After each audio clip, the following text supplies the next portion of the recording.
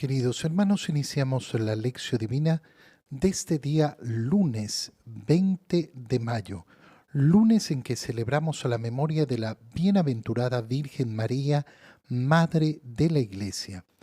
Por la señal de la Santa Cruz de nuestros enemigos, líbranos, Señor Dios nuestro, en el nombre del Padre, y del Hijo, y del Espíritu Santo. Amén. Señor mío y Dios mío, creo firmemente que estás aquí, que me ves, que me oyes. Te adoro con profunda reverencia, te pido perdón de mis pecados y gracia para hacer con fruto este tiempo de lección divina. Madre mía Inmaculada, San José, mi Padre y Señor, Ángel de mi guarda, interceded por mí. Hoy día, lunes, después de haber celebrado ayer la fiesta de Pentecostés, celebramos esta memoria de María, Madre de la Iglesia, que instituyó hace pocos años de manera universal el Papa Francisco. Existían dos tradiciones en la celebración de María bajo esta advocación de Madre de la Iglesia que se comienza a utilizar sobre todo a partir del Concilio Vaticano II. La tradición polaca, que tenía una fecha de celebración, y la tradición argentina, que la celebraba el lunes después de Pentecostés. Entonces, lógicamente, el Papa Francisco, como viene de esa tradición argentina, decidió acoger esta forma para que toda la Iglesia celebre esta fiesta, esta memoria de María, Madre de la Iglesia, que es sumamente bella. ¿Por qué? Porque una vez que hemos celebrado Pentecostés, que es la venida del Espíritu Santo y el inicio de la vida de la Iglesia, entonces celebramos a María como madre de esa Iglesia que ha nacido porque ella ha perseverado en la oración junto a los apóstoles. En la primera lectura de esta memoria leemos el libro del Génesis, capítulo 3, versículos 9 al 15 y 20. Después de que el hombre y la mujer comieron del fruto del árbol prohibido, el Señor Dios llamó al hombre y le preguntó: ¿Dónde estás? Este le respondió: Oí tus pasos en el jardín y tuve miedo, porque estoy desnudo y me escondí. Entonces él le dijo Dios: ¿Y quién te ha dicho que estabas desnudo? ¿Has comido acaso del árbol del que te prohibí comer? Respondió Adán: La mujer que me diste por compañera me ofreció del fruto del árbol y comí. El Señor Dios dijo a la mujer: ¿Por qué has hecho esto? Repuso la mujer: La serpiente me engañó y comí.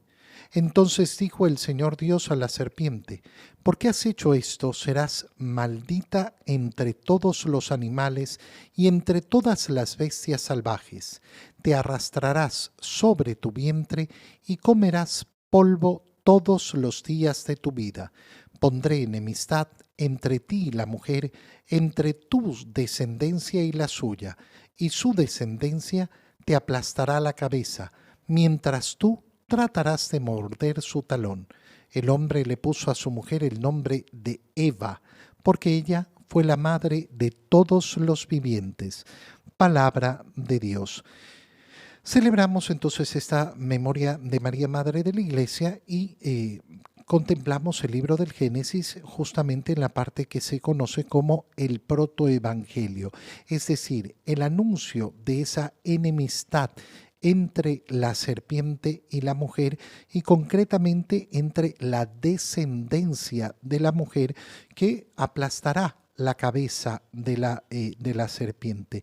La Iglesia ha sabido leer en este pasaje del Génesis el primer anuncio obviamente sumamente borroso, si es solo a la luz del Antiguo Testamento. Es a la luz del Nuevo Testamento donde se hace más claro.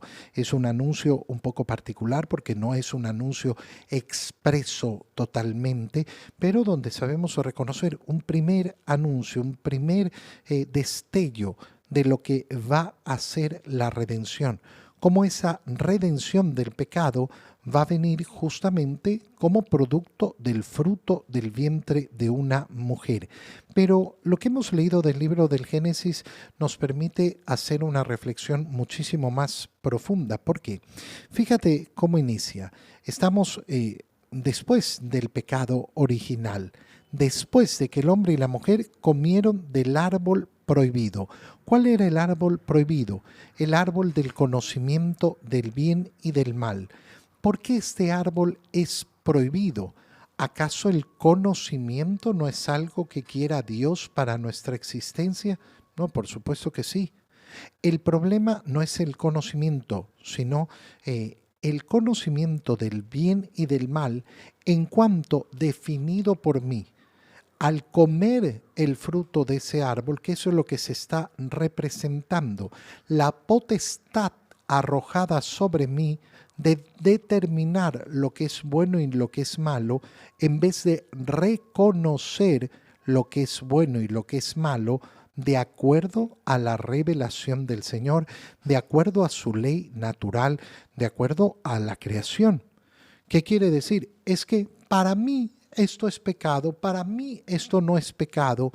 Bueno, se cumple entonces lo que había anunciado el Señor. Si comen de ese fruto, se convertirán, se morirán. ¿Y qué le ha dicho la serpiente? Serán como dioses. Serán como dioses. ¿Por qué? Porque efectivamente ustedes ya no necesitarán a Dios que les indique el camino. Ustedes van a ocupar el lugar de Dios. Y ese es el gran pecado que comete una persona que no acepta la revelación. No, a mí no me parece que esto es pecado. Oye, pero Dios lo ha expresado con claridad. Pero yo tengo otra opinión. Al final, ¿qué estoy diciendo? Yo soy mi propio Dios. Yo soy superior a Dios. Dios llama al hombre. ¿Dónde estás? Y aquí se logra contemplar algo precioso. ¿Por qué? Porque Dios sale al encuentro del hombre después del pecado. No es Dios el que se aleja del hombre. No es Dios el que desprecia al hombre. Es el hombre y la mujer los que se esconden de Dios, los que se quieren alejar de Dios. Y esto es la historia de la vida de cada uno de nosotros. Nunca va a ser Dios el que se aleje de mí. Soy yo el que me alejo de Él. Por eso muchas personas no logran reconocer sus pecados. ¿Por qué? Porque dicen, no, yo sé que Dios está cerca de mí. Sí, gran cosa. Dios siempre está cerca. Dios siempre está amándonos. Eso no está nunca en duda. Jamás. Ni para los buenos, ni para los malos, ni para nadie. El problema es si yo respondo a ese amor de Dios. Dios puede estar muy cerca de mí y yo sentir todas sus bendiciones, pero eso no significa que yo esté actuando según la voluntad de Dios. ¿Qué contesta el hombre ante el llamado de Dios? Oí tus pasos en el jardín y tuve miedo. Miedo de Dios. ¿Cómo se puede tener miedo de Dios? Bueno, resulta que muchas personas en el mundo tienen miedo de Dios. Piensa, por ejemplo, en aquellas parejas que no quieren tener hijos. Porque no, es que no sé qué, es que no sé cuánto, todas las explicaciones que tú quieras, pero al final el único creador es Dios. Y al final terminamos viendo a Dios con miedo. La acción de Dios en mi vida me va a destruir, me va a dañar, me va a lesionar. Yo no quiero esa acción de Dios en mi vida. No, tiene que ser todo el contrario. Y esta situación del miedo, por eso tiene que ser combatida siempre. Siempre tiene que ser combatida.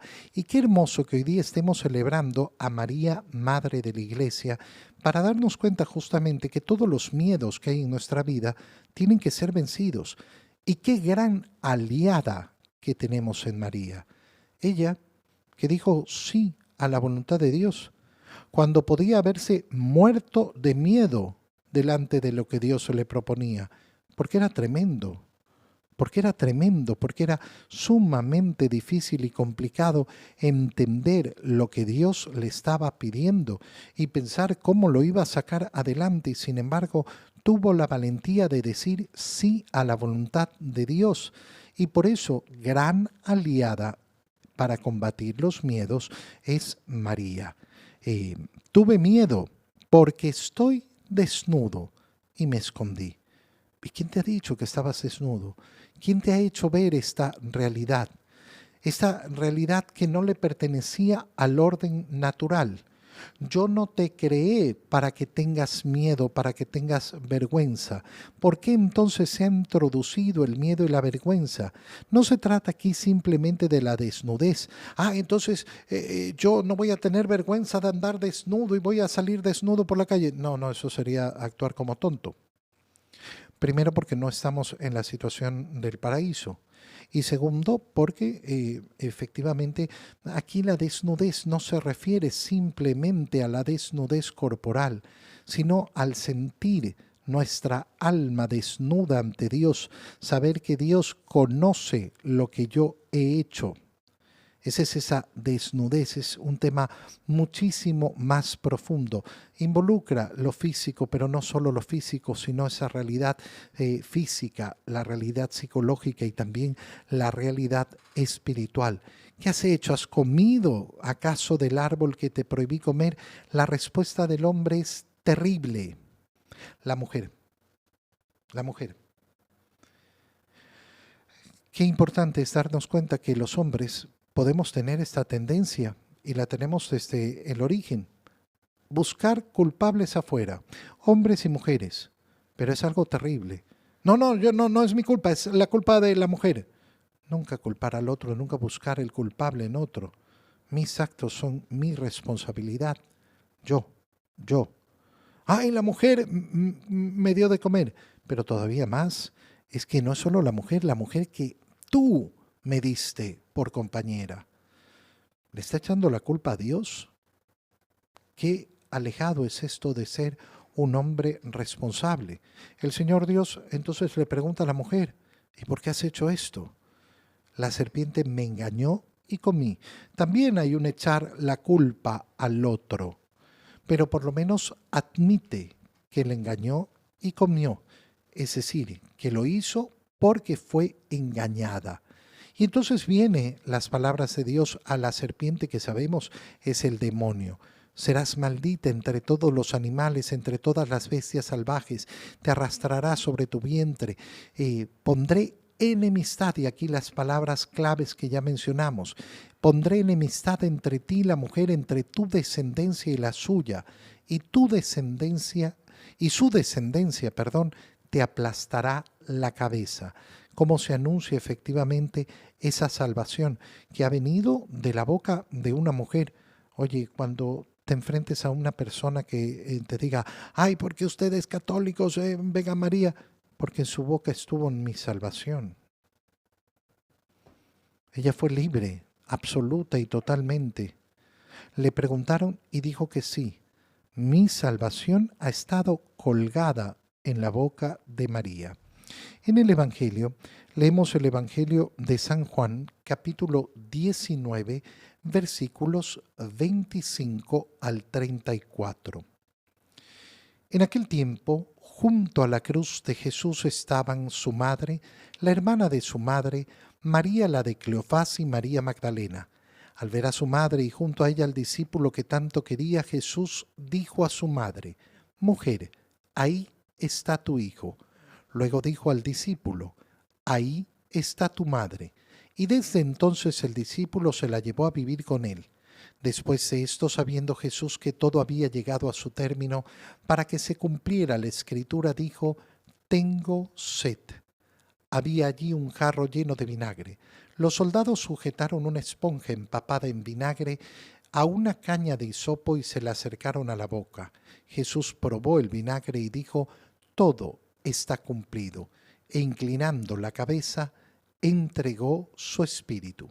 Entonces los judíos, como era el día de la preparación de la Pascua, para que los cuerpos de los ajusticiados no se quedaran en la cruz el sábado, porque aquel sábado era un día muy solemne, pidieron a Pilato que les quebraran las piernas y los quitaran de la cruz. Fueron los soldados, les quebraron las piernas a uno y luego al otro de los que habían sido crucificados con Jesús. Pero al llegar a él, viendo que ya había muerto, no le quebraron las piernas, sino que uno de los soldados le traspasó el costado con una lanza e inmediatamente salió sangre y agua. Palabra del Señor. Dos partes importantísimas componen este Evangelio dentro de la celebración de María, Madre de la Iglesia. La primera, Lógicamente, el momento en que Jesús nos entrega a su madre a través del discípulo que él ama. Y la segunda, ver cómo María está contemplando ahí delante de la cruz el momento en que el costado del corazón es traspasado, que su corazón es traspasado y de él brota sangre y agua. Ella es testigo efectivamente de esa entrega total, absoluta de su Hijo en la cruz. La primera parte, importantísima. Oye, cuando una persona quiere justificarse en su falta de relación con María Santísima, en su falta de amor hacia nuestra Madre Santísima, y dice, no, no, es que en la cruz lo que hizo fue simplemente Jesús preocuparse de que su mamá tuviera quien la cuidara, quien la alimentara, quien le diera algún techo. Hermano mío, disculpa, normalmente esa persona que habla así dice que María tenía más hijos. Normalmente, normalmente la persona que habla así dice, no, es que María tenía más hijos, María no era virgen, María no era santa, además, unas cosas tremendas. Bueno, y tú le dices, ¿y por qué va a estar preocupado entonces Jesús si tenía más hijos? ¿Y alguno se ocupará de él? Alguno se ocupará de ella. Ahí nos olvidamos de los demás hijos. Ahí nos olvidamos de los demás hijos. Bueno, si esto es verdad que tenía más hijos, entonces no tiene sentido lo que está diciendo en la cruz. Si entonces lo que quería Jesús era que se preocupara a alguien de la pobre María que quedaba sola y desamparada, significa que no tenía más hijos. Pero resulta que no significa ni una cosa ni la otra. Porque cuando leemos el Evangelio de San Juan, ¿qué es lo que vemos? Vemos cómo San Juan decide nunca mencionarse, nunca mencionarse. Hemos leído el día sábado el final del Evangelio de San Juan y hemos visto cómo revela hacia el final.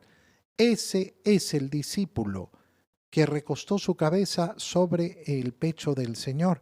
Este es el que escribe y da testimonio para que ustedes crean. Bueno, ¿por qué ha hecho esto San Juan en su Evangelio? Justamente para dejarnos a cada uno de nosotros el puesto del discípulo amado. Yo soy el discípulo amado y yo me puedo insertar en el Evangelio. Lo que me está diciendo San Juan es algo tan sencillo. Ese lugar del discípulo amado te pertenece a ti, a cada uno de nosotros. Y si yo llego a esta parte del Evangelio y leo que Jesús le dice al discípulo amado, ahí está tu madre, ¿a quién se lo está diciendo? A mí, a mí. A mí me lo está diciendo, porque yo a lo largo de la lectura he podido colocarme en todo el Evangelio en ese lugar. Y delante de la cruz también me coloco en ese lugar. Y entonces escucho a Jesús diciendo esas palabras para mí. Ahí está tu madre. Y desde ese día el discípulo la recibió en su casa. Y yo tengo que hacer lo mismo. Segunda parte importantísima, ver esa sangre y agua que brota del corazón de nuestro Señor. Qué hermoso es ver cómo María está ahí y ve esa sangre y esa agua que representan toda la gracia que va a llegar a la iglesia. Y hoy día, ¿qué hacemos? Le decimos a María, María, tú no solo eres madre de Jesús, no solo eres madre de Dios, no solo eres Virgen Santísima, no solo eres madre de cada uno de nosotros, sino que eres madre de la iglesia. La iglesia no puede avanzar sin tu ayuda. Y cuando vemos los problemas profundos que tiene la iglesia, cuando vemos los problemas profundísimos que hay en la iglesia, no porque la iglesia tenga problemas, sino porque los hombres siempre creamos problemas. ¿Qué tenemos que recordar? Dos cosas sencillísimas. En primer lugar, los problemas solo se pueden solucionar dentro de la iglesia, jamás fuera. La tentación de, ay, no, como hay problemas en la iglesia, mejor me voy afuera. Entonces, nunca tuviste una fe verdadera. Yo tengo una fe verdadera. Yo creo en la iglesia de Jesucristo. Y todos los problemas que tengamos que enfrentar, siempre los vamos a enfrentar desde dentro. Y en segundo lugar, de la mano de María. Siempre de la mano de María, para enfrentar todos los problemas. Pero sobre todo, mucho más que enfrentar los problemas, para poder acompañarme de ella en la labor evangelizadora. Cuando María acompaña la evangelización, uy, brota sangre y agua por todos lados, brota la gracia del Señor crucificado, que es gracia de santificación. Te doy gracias, Dios mío, por los buenos propósitos, afectos e inspiraciones que me has comunicado en este tiempo de lección divina. Te pido ayuda para ponerlos por obra. Madre mía Inmaculada, San José, mi Padre y Señor, Ángel de mi guarda, interceded por mí. María, Madre de la Iglesia, ruega por nosotros. Queridos hermanos, reciban mi bendición en este día en el nombre del Padre y del Hijo y del Espíritu Santo. Amén. Un muy feliz día para todos.